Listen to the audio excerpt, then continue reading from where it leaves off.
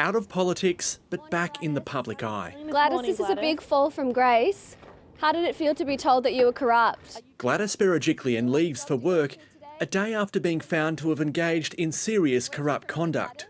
But many of her former colleagues don't share the ICAC's view. This is the first corruption inquiry where someone's being labelled seriously corrupt, not just corrupt, seriously corrupt, yet not corrupt enough to be referred to the DPP to face criminal charges. I don't believe for one moment that she's corrupt. I believe very strongly that she's a person of the highest integrity, and I think she should stand with her head held high. Others were reluctant to weigh in. That's a matter that's been dealt with in New South Wales, and I note that it could be the subject of further legal response as well.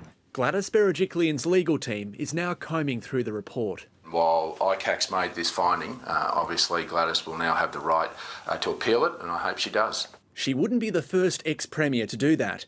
Nick Greiner, who helped establish the ICAC, was ruled technically corrupt but later cleared of wrongdoing by the Court of Criminal Appeal, though legal experts argue there'd be a high bar in proving the ICAC didn't have the power to make its findings against Gladys Berejiklian.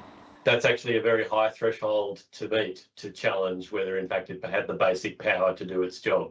Both sides of politics agree the ICAC probe took too long to release its findings. They want the corruption watchdog to set timelines for future investigations. But for that to happen, it might need more funding. No organisation's perfect and no funding arrangements are perfect either. And if changes need to be made and they're supported by the Parliament, well, that's what we'll do. Delays or not, the New South Wales ICAC is clearly a watchdog with teeth. Gavin, Coote, ABC News, Sydney.